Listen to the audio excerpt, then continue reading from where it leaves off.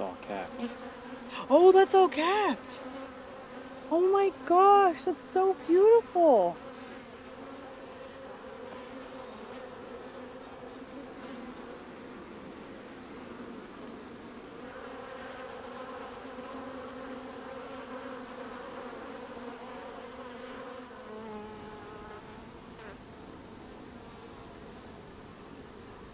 Tis the season for pulling honey frames. We have a full frame of honey from the girls. It's almost completely capped. We're in early August. We checked them about 10 days ago and the frames weren't quite ready, so we're back now. This is our 5th frame and it looks like there is a lot more that we can pull.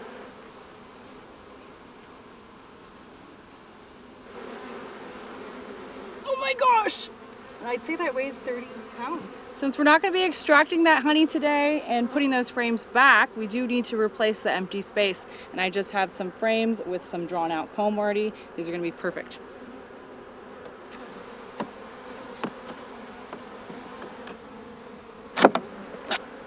That's heavy. Right, we ended up with 19 frames of honey, almost 2 boxes. That's the most we have ever harvested. Very exciting. And this is all just pure Alaskan foraged nectar from the bees. We stopped feeding them early June, so they've used up all of that sugar water that we gave them. This is one of the best years how it worked out. The top 2 boxes were being used as honey supers, so there was no brood mixed in there, and the bottom 2 boxes is where the brood and the queen is at. This is a really heavy. My arms are. Whew. Let me weigh this real quick. 1.6. Okay. So we need 21.6.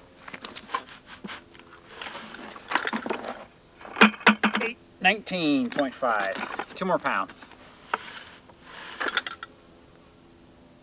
21.6. Since we just robbed the bees, we are going to be feeding them, and we are already thinking about fall and winter preparation for them. So this is thick syrup. It is a 2-to-1 ratio, 2 parts sugar, 1 part water. It is 20 pounds of sugar and a gallon and a quart of water. Eric just made us this 5-gallon feeder today. It has these little drilled holes through on this rim of our bucket. We're gonna flip it over, and the bees are gonna be able to access that little pocket and get a lot of this sugar water at one time. The reason we do thicker syrup at this time of the year is because there's less moisture in it, and that way the bees will have less work to do to get it ready for the winter. We're going to be adding some Fumidil for the first time this year, and this is to help the bees with nosema, which is a parasitic disease that they can get, and they're particularly more susceptible to it in the spring and fall months, especially with like a longer winter where they're kind of cooped up in their hive and they're not coming out. We've got our dosage already measured out, and it is 12.5 grams. We're going to add that into 4 cups of water right here, and once this is dissolved, I'll add it to the sugar syrup.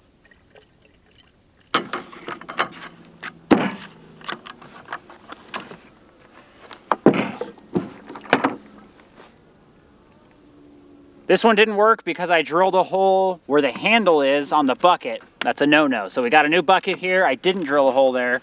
Let's see if this one will hold when we flip it upside down. Okay, I guess the bees will eat this sugar, right? Yeah.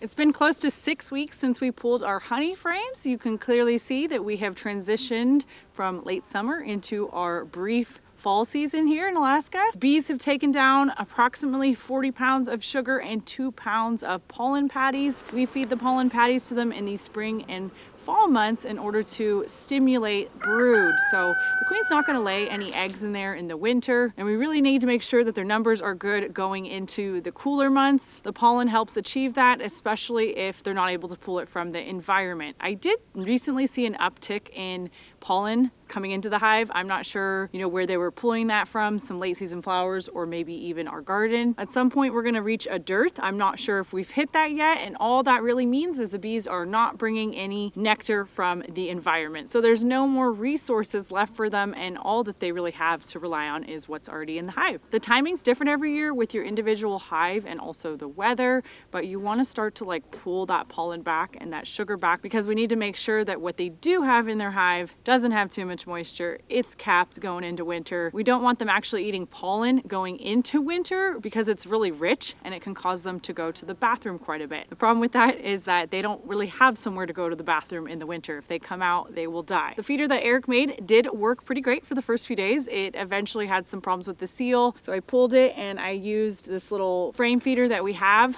And unfortunately the wasps found it and they were guzzling it down during the day all night. I switched over to an internal rapid feeder that just sits here in this top box, which reminds me that I need to go ahead and pull this out and condense the actual hive because this is more space they're having to heat. We did mix in some Honeybee Healthy into the sugar syrup that we fed them after they got their dosage of the Fumidil, and that's just essential oils, things for honeybee health. This colony is looking super good for winter. I'm excited about that. The girls are kicking the drones out. Quite literally, they drag them out. There's a bunch of them around the hive boxes now. So sadly, those guys are just not needed in the winter months, and it's a really good sign that the hive is taking winter seriously. So they're doing all the steps that they need to do to prepare for those cold months coming up. We're finally getting ready to extract the frames that we previously pooled. If you followed a little bit of our beekeeping adventures this year, we did pick up these bees from an interior supplier, new to me. We got the Golden West and the Saskatraz bees. Lost a queen pretty early on and had to combine them. So we have just one big hive right here, and it is a Golden West queen. This has been by far my most pleasant experience with bees. They were such a nice disposition every time I came out here. I did get stung once this year by this hive, but that was the only time, and I honestly can't even really blame it on the bee. We both just kind of were like coming at each other and it bonked me in the eye. Something we were pretty excited for is the supplier actually did reach out to us and extend us an invitation to come along a day in the field and check out their beehives. They were doing bee checks. It was so nice of them to extend that invitation to us, but they also invited us to bring you.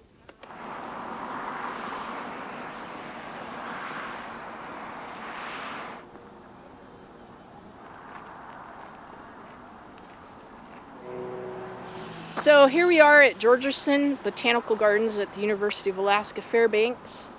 And Georgeson is such a special place for our community because it's a absolutely beautiful place full of all different types of flora. And it's a great place for people to bring their families and have a picnic or just have a time of solitude and just admiring all that creation has to offer. We keep bees here for botanical. Right now we have 4 colonies, 1 top bar and 3 Langstroths to help pollinate all the flowers. Are you going gloveless or are your gloves?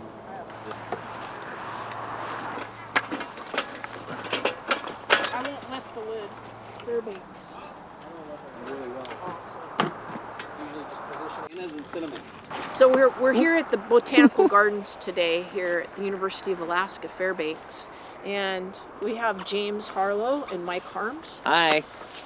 And we've been collaborating together and to help other families keep bees in their own backyards. Today we're going to take a look at some Langstroth hives that have a special design. They're really heavy because Robert Fox, who's now gone on, he took a bee class with me about 10 years ago, and he took a regular Langstroth box and used 1-inch rigid foam all the way around the perimeter of the Langstroth, and then put another 1/4-inch plywood on the outside of that. And every year I've used these that he's given me, and we get anywhere from 8 to 10 to 12 gallons of honey.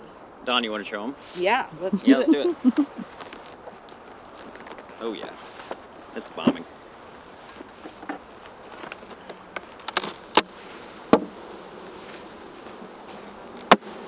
I'm tapping off the bees just to make sure that if the queen's on there, that she's not being taken out and away from the hive. This is a honey super. The insulation. Yeah, see, this actually, this right here is the rigid insulation. Unfortunately, Dawn's great explanation was overpowered by the buzzing of the bees. She explained that this particular box does a very good job at helping the bees regulate their internal temperature. So bees already do this on their own very well, but when we're talking about Alaska in the extremes from spring to summer to fall, this box really helped them get that consistent temperature that bees prefer. On a cool spring day, which is typical of an April install, it would help keep the bees warmer. And if it was a hot, blaring sun type of day, that added insulation would assist the bees in staying cooler. We're gonna actually just cut right to the chase, take the supers right off, and go right into the brood box to do this hive job. There were a lot of hives to check today, so efficiency was the name of the game. We had already gleaned several tips at this point, just like this one. A much quicker way to check the hives for queen cells rather than removing each frame Is to take the box, flip it up like this, and see if you see any queen cells hanging off of the comb. I don't see one queen cell on there, so we're gonna put this on the rack. Oh, I Yes. smell bananas.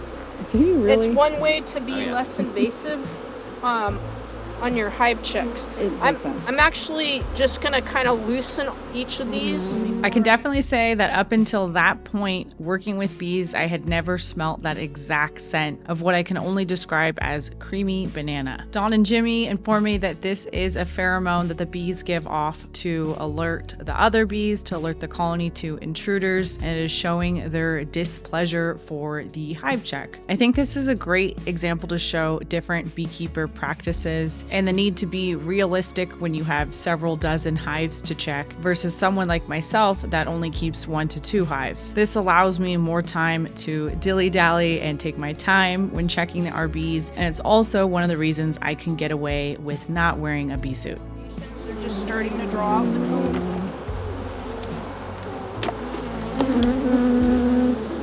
Another one. We're having them build more comb. We give every colony a few bare foundations so that we're always getting new frames built out. This is a good pupa frame, and there's some pollen in here. We'll be looking for the queen. Having the queen mark can save you a great deal of time. In this particular case, they were looking for a blue dot on this queen since the year was 2025 when it was installed. Unmarked queens can be found pretty readily with a trained eye, but it does take a little bit of practice. The queen has a much longer abdomen, and there's only one of her in each hive, and she is solely responsible for laying all of the eggs. And no eggs yet. I think you're gonna see eggs in yours, Mike. Yeah, I've got larva So one of the questions that people often ask is, can we put different breeds of bees next to each other? Yes. Although if you have Russians, they tend to be a little bit more warrior-like, and they will fight with other species. But if you're working with Carniolans, Italians, Saskatraz, or Golden Wests, they'll get along there just she is. fine. Okay, we Found her. found the queen. Yep. Awesome. She's healthy and big. I'll let you put that frame down, and then I'll hand you this frame. Okay, I'm Man, removing she's- queen cups first on this frame, and that's, even though there's no royal jelly in these, which tells me they're not real serious about swarming, I'm removing them because I don't want this colony to swarm. They're doing great. They have a wonderful queen. They don't need another queen taking half of the population away. So that's your, what you guys, your routine for just, because I'm doing that too right now, Yes. monitoring for swarming. Every 10 to 12 days. Now, I've been told that's too often. But in Alaska, if you have a swarm, you're done for the season. Yes. Because you really have to have a lot of bees, anywhere from 70 to 120,000 in order to get enough honey. Her mark is actually going away. Yeah, yeah. So, She's right there. Oh yeah, she's a beautiful big one. Saskatraz. This year, the Harlows brought in Saskatraz and Golden West for the first time from OH Honeybees. Matt Wright in Northern California, Chico area. We were really hoping that they would be more prolific and a little bit less aggressive than the bees that were coming from Sacramento that I've been getting for the last 20 years. And lo and behold, they are. It's easy to see why beekeepers would prefer less aggressive bees. The sheer distance between the two farms ensures that the queens are not mating with Africanized drones, thus resulting in a friendlier hive, because ultimately it is the queen that will determine the overall hive's temperament. And although that may make perfect sense for a beekeeper, if you are a honeybee, your goal is survival. And the queens prefer to mate with the Africanized drones because they are stronger, more aggressive, and can shelter without a hive. We're very happy with the Saskatraz and the Golden West bees that came in this year, and we're hoping that we see a pattern in years to come. So I think this colony is going to have a lot of honey in it. And the honey flow actually only has about 4 to 5 more weeks. You see the pattern here. That's a very good queen pattern. Those are the pupa. So every day this queen's laying anywhere from 2,000 to 4,000 eggs. Are you seeing quite a bit of eggs and larvae, Michael? Plenty. It looks really good. The pattern is nice and tight in the center. The food stores and pollen are on the outer frames. All right. Looks now good. we can look at the supers. I only found 2 queen cups. What'd you find, Mike? 2. They're very happy with their queen, and they're hoping to make it through the winter. Yeah, mine were on the bottom of the frame, pre-charged. With minimal queen cups found during this check, they can rest assured that the bees are not serious about swarming. I did ask Dawn at this point if she primarily thought the bees were foraging at the botanical garden because of the abundance of flowers. She confirmed that they're most likely going off and foraging upwards of 5 miles if need be. Yeah. This is a frame that's getting ready to be capped here in the next few days. We do not use queen excluders because imagine being a bee and having your abdomen full of water or nectar and having to squeeze through the wires of a queen excluder. If the queen does come up into the top box and lay eggs, the bees realize after that, oh, we need that space for honey. So they'll only the queens will only lay 1 generation of bees, and when they hatch out, the bees will recycle that space and fill it with honey. So they do their own space management at this part of the season. That's looking like raspberry, which is right behind us, are the raspberry bushes, or fireweed. It's very clear, nearly opaque. Honey harvests are highly variable dependent upon the area, the weather that particular year, and your general beekeeping practices. Pull that one frame. I'm seeing lots of larvae on this one super frame. I'm not worried about it because when these hatch out, again, they'll take that space and put honey in it. And to harvest the honey up in Alaska is about the 3rd week, 4th week in September. We had a mini discussion on when we start to pull honey from our hives, and there was a little bit of variance on the time from each of us. I start harvesting the first week in August just because I take any frames that are capped and I start selling it right away. And then I do 2 or 3 harvests. Okay. Yeah. Through mid-August. Middle of August and then September one time. Okay, mid-August. But as soon as the temperature drops below 40, I take everything because they're going to be eaten. Eric chimed in for our viewers and wanted to ask, how do you know the difference between the sugar syrup that you're feeding them and they're storing versus the real deal, the honey coming in from the environment? Easy, Don. You can take that one. But yeah, I mean it's pretty self-explanatory. Yeah, so they consume all the sugar water And you know, because when you're doing your hive checks, the weight frames are lighter. And then you know by watching the flora around you that when they start bringing in the willow and willow pollen, and then the dandelions start, perking up, then you feel the weight increasing again on your frames. So that's how you could tell the difference between sugar water and natural nectar. And it will be consumed before, like, they'll consume it throughout the summer before it even becomes a thing. Like when you start to extract honey or pulling the comb from honey, yeah. Yeah. This is a organic way of preventing ants to getting into your hives. It's water soluble, so you have to keep applying it. As we're wrapping up here, we're let in on another little tidbit. Ants are deterred by cinnamon, so sprinkling a little bit of cinnamon around the hive ensures that they are protected.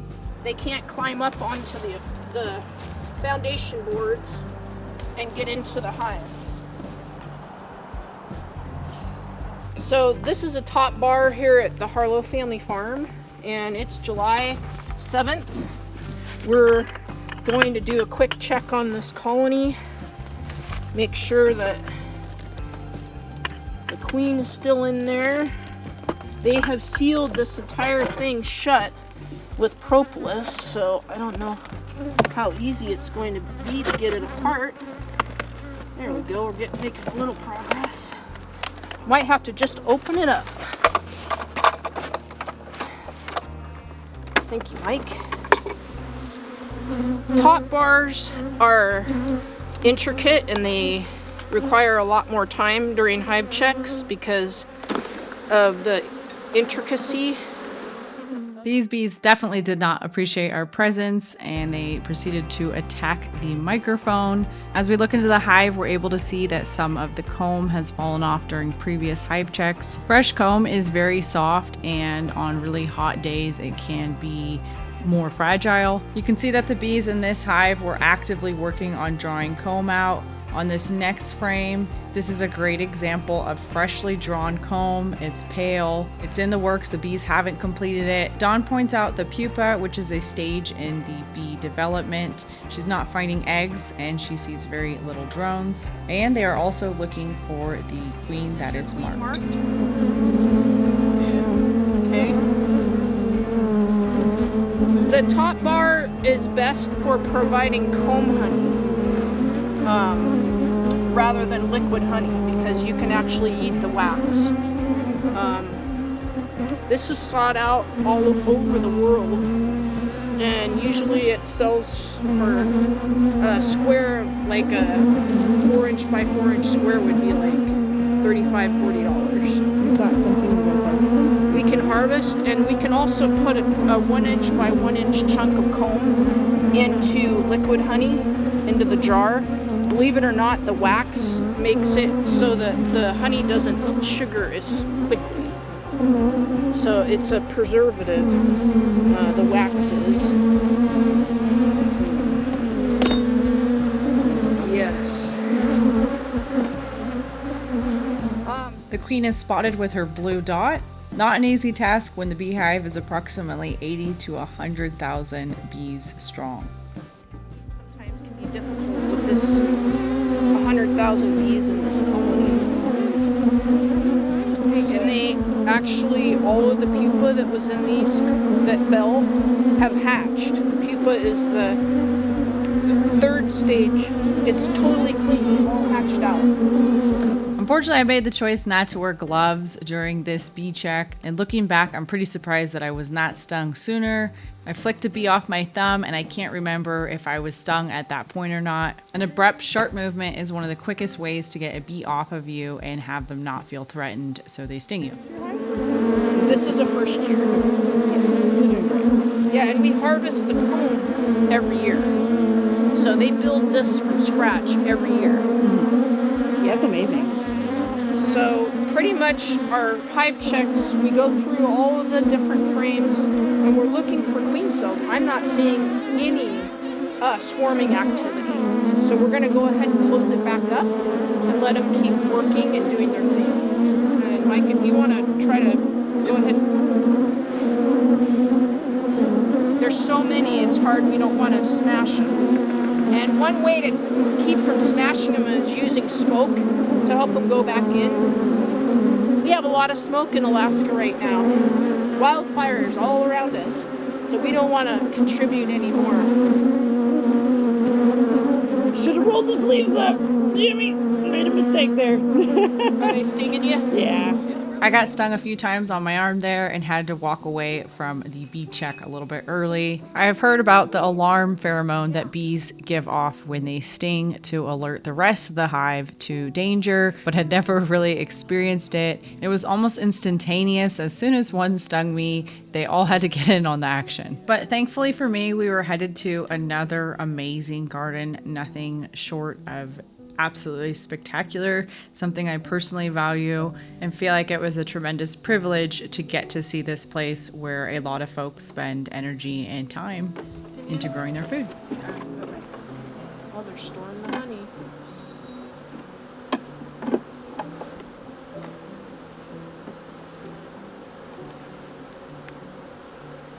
Yep, we're seeing evidence of the honey flow beginning here in the center of these frames.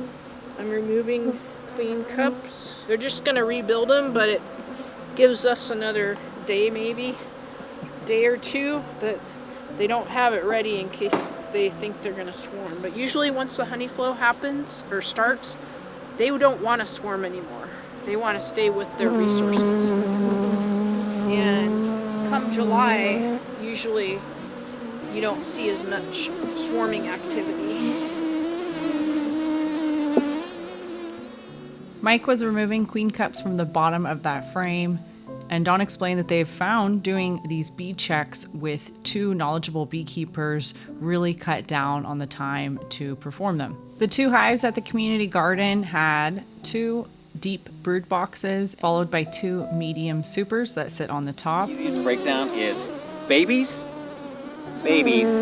honey, honey.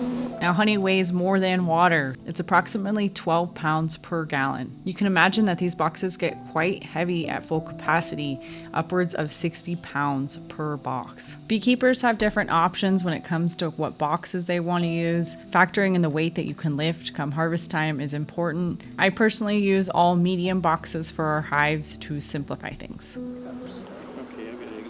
I'm using my hip bone to hold the frame so that when I'm working I can work with my tool with one hand and my left. This hive check showed a healthy amount of larvae and several queen cups, which is very typical during the summer months when the bees are active, and it doesn't necessarily mean that they're looking to raise a new queen or swarm. And although it's important to keep an eye on them and see if they become charged, it usually is just an indication that the hive is strong and healthy.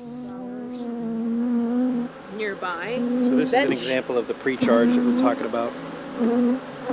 So you see nothing inside of it, so it's ready if they need it.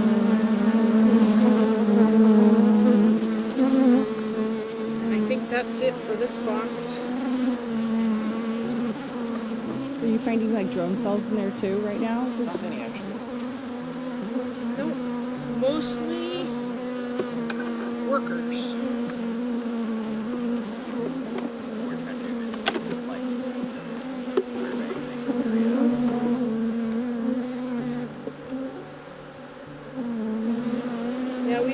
But we saw lots of evidence. This frame right here would be a good frame to take right now because there is so much pollen out there. I can tap all the bees off of this, put it in the freezer, and then give it to them in the spring when we don't have any natural pollen in the area until May. What a great idea. I never thought about that. If I haven't already convinced you how truly fascinating honeybees are, I think some folks be surprised to know that there is a spectrum of pollen colors out there. So bees on these foraging trips will accumulate that pollen on their back legs, and it's reflective of the pollen source or the flower or tree that they're finding the pollen on. Traditionally, we think of pollen as orange in color, but what we find is colors ranging from pale moon to purple, green, and even gray. Cottonwood, birch. Birch comes before Hives actually have like a very dark charcoal, almost black pollen. Oh, interesting. So yeah, These are new hives as well this year? Yep, brand new.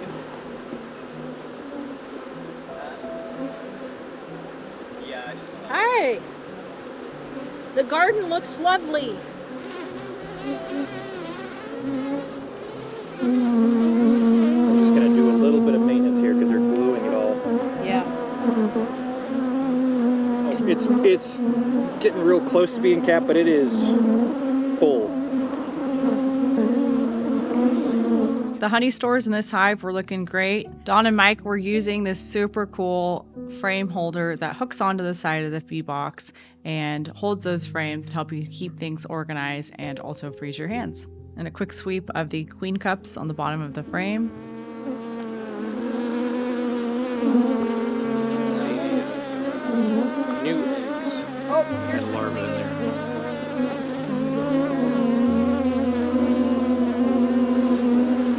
Oh, look at that. That is nearly perfect. insane. Look at that.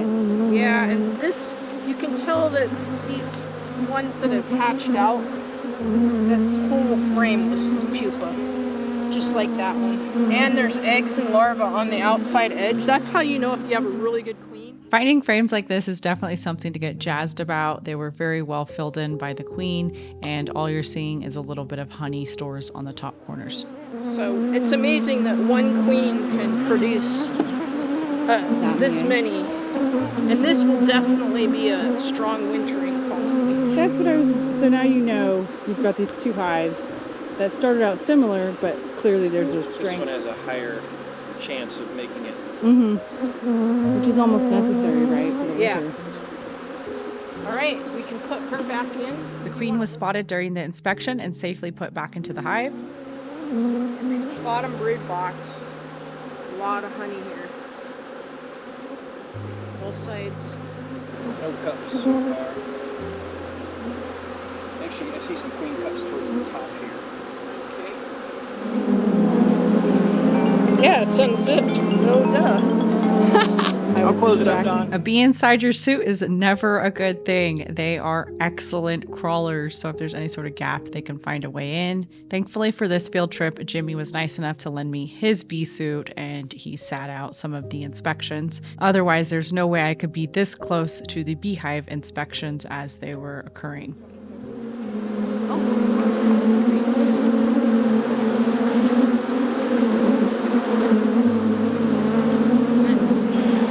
Rush or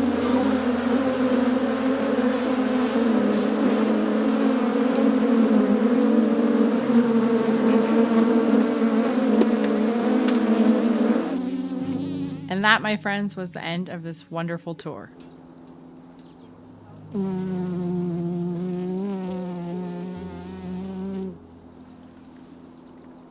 A huge thank you to Dawn, Mike, and Jimmy for the invaluable experience. We were able to take away such good information in regards to beekeeping, specifically local tips, what works for other beekeepers in our climate. I know for me, the ultimate goal, and I think I'm even maybe speaking for a chunk of folks up here in Alaska, is to keep bees, healthy bees, and learn how to successfully overwinter them. So without further ado, we're gonna head over to the shop and extract the honey.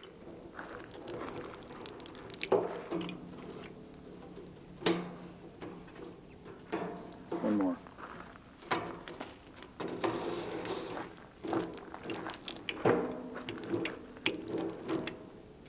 Let her rip, I think, before it gets too cold.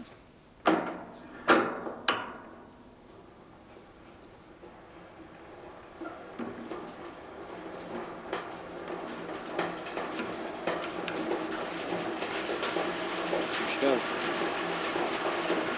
Can you see it? Oh yeah, it's guzzling out. You can? Look at the edges. Check that honey out at the bottom, huh? It's still whipping out the sides. Eventually it does, yeah. You go backwards and I think it gets out the other side.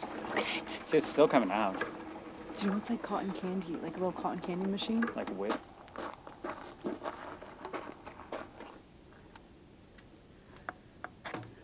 No. Still a lot of honey in there.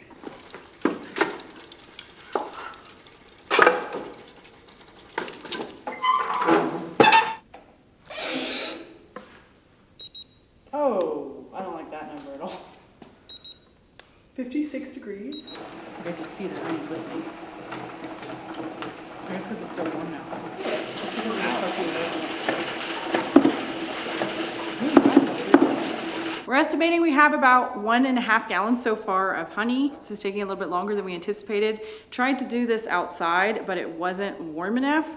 And we've actually had our wood stove in our shop going for about 2 days. So we should have just stuck with it, spinning it in here. It's definitely going a lot faster now. I think they say the ideal temperature to spin honey is room temperature or slightly above that. Not all of our frames are capped. And what I mean by that is the bees have not actually put wax on top of their honey stores. So the bees will do that when they're done, storing everything, but also when it's the right moisture. But sometimes as beekeepers, we can't wait to pull it until it's capped because we have a really short window or an opportunity to pull the honey. And also the bees will start to use the honey if you have rainy weather coming up in the forecast. When you're storing honey, you don't want it to have above 17% moisture of water in there. Otherwise it could ferment, and although still usable, it's not good for long-term storage. So that's why it's best to wait until they cap it. But if you can't, like our situation, you can always put it in a dry area. You can run a dehumidifier. We just put it in our seed room, which has low humidity, and it is pretty warm in there. That's gonna pull out some of the moisture. And another way you can check if it's already ready,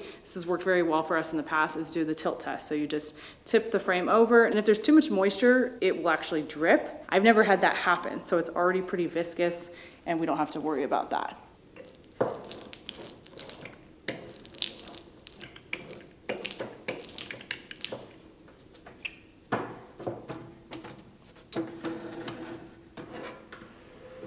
That's heavy.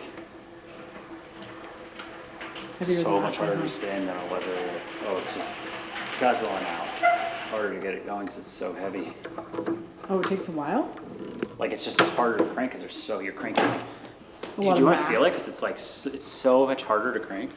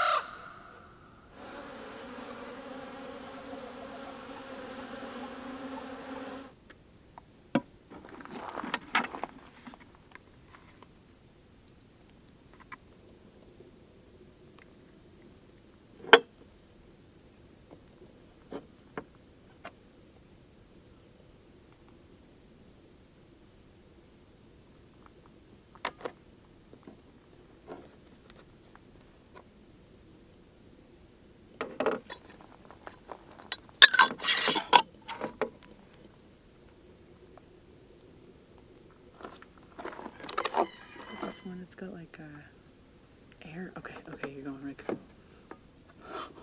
Well, this is definitely a real treat. We ended up with 3.5 gallons of gorgeous honey from the bees. We're storing some of it in a pail and the rest went in these little pints. And we're gonna be putting this in our shop. It stays about 50 to 60 degrees year round. So that's the perfect temperature for honey. It will crystallize if you keep it a little colder, which is not a problem, but you just have to heat it back up if you want it in that liquid consistency. And honey has an indefinite shelf life as long as the moisture content is lower than that 17%. It's so heavy. One of the last things Eric and I are doing to prepare our bees for winter is making them a candy board. So that's what we have right here, and it is basically a hardened sugar block for them over the winter months. My old school thought when we were raising bees was to leave them a really good deal of their own honey to feed on in the winter. But there's kind of two problems with that. So the honey itself is super rich and it causes them to go to the bathroom, and they can't take those cleansing fights in the winter. And they also have a hard time accessing their honey. They don't want to break that cluster when it's really cold, and they don't go out that far to get to the honey. This board actually sits right on top of the hive. That way they can easily access the sugar in the middle of winter when they need it. We've used this frame in the past for our beehives, and we have 10 pounds of sugar in here. It sits on top of hardwire cloth That way the bees can come up through it, but it also holds the sugar. And there's a certain recipe you want to use when making a candy board for the bees. You put some vinegar, we put some Honeybee Healthy in here, and you get it to this consistency where it's almost like wet sand and it kind of clumps, but does also fall apart. You push it down, we will put some wax paper under here so it doesn't stick to anything. We have a little piece of plywood, and you have to let it harden. So we'll spritz it with some water. Usually that helps things go. We moved it over to the shop where it's nice and dry, and it is super hard now. It's almost like concrete, which is perfect. We don't actually have to add this to the hive yet. It's still gonna be probably 2 more weeks until we put it on them. Another benefit to this is that it can absorb moisture in the hive, which can ultimately lead to a hive not surviving the winter. And we do all this prep because the bees are not disturbed for about 6 months, our winter time. They're not necessarily locked up, but they don't come out, like I mentioned. And there's a lot more you can do to prepare your bees or overwinter them. We're gonna be trying something different this year. It's not time for that yet. Candy boards have been a huge part of our success being able to overwinter bees. As always, thanks for coming along, and we're gonna keep you posted on how our bees do this winter.